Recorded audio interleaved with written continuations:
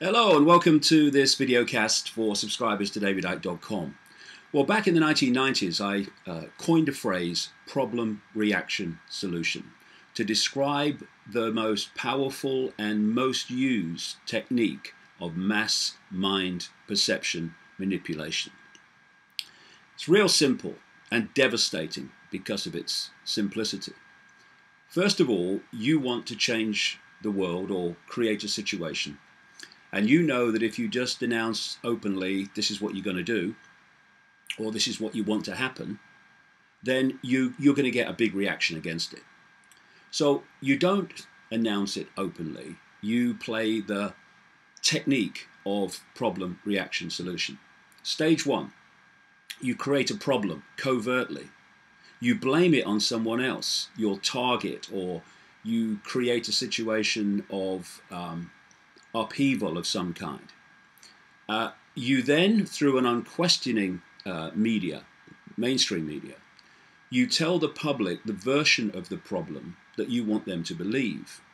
And what you're looking for at stage two is the reaction from the public of fear, of outrage, and basically of either do something, or you get the public into a state where they will accept what you're suggesting in ways that they never would without the initial covertly created problem.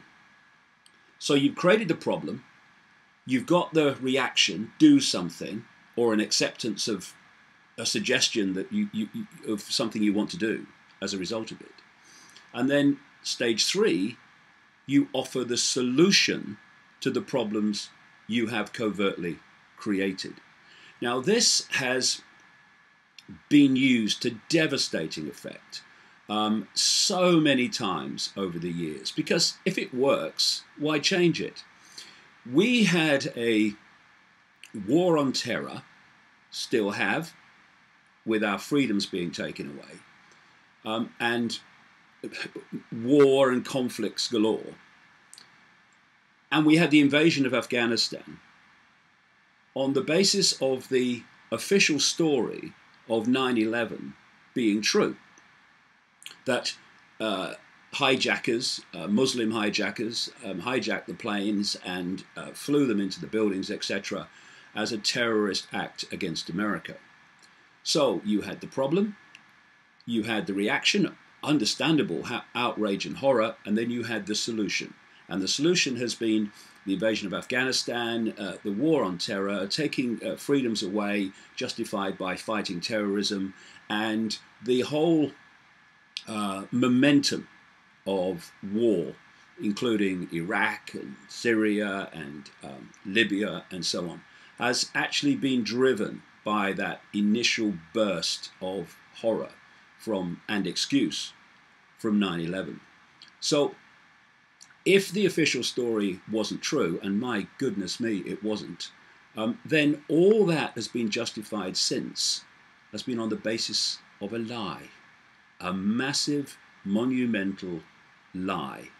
And those with a mind of their own, who have looked at the detailed research into the official story of 9/11, have seen, because it hardly takes a genius to do so, that hardly one strand of that story fits to another. If this is true, that can't be true. If that's true, then that can't be true. The contradictions and the anomalies are stunning.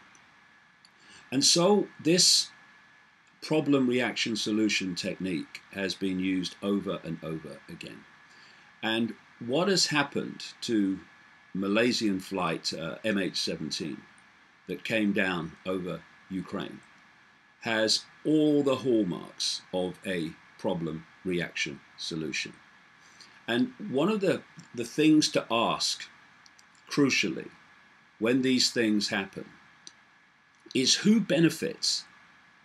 Who benefits from what has happened, and who benefits from me and the public believing the official version of what has happened? So if you look at 9/11, who benefited from that? Well, the Muslim world didn't, clearly. Look at it. The American people didn't. Of course.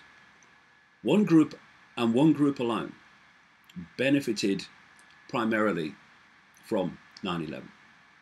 And that was anyone that wanted to launch a war on terror, i.e. a war of acquisition and slaughter, and anyone that wished to use that as the excuse to demolish civil rights, rights to privacy, and basic human freedoms all around the world. So you look at MH17. Who benefits from us believing the official story that it was taken down on purpose by pro-Russian separatists who are fighting the Ukrainian, actually fascist regime in Kiev? Who benefits from that? And who benefits from the connection and the blame being handed on from the pro-Russian separatists to the Russian government and Putin? Well, anyone that wants to demonize Russia. And as I've been saying in my books and in these videocasts in recent weeks, that is precisely the idea, because there is a long-term plan to have a war between the West and Russia/China, the Third World War. And in that, you cannot divorce what is happening in Ukraine and the downing of MH17 and what is happening horrifically in Gaza as we speak.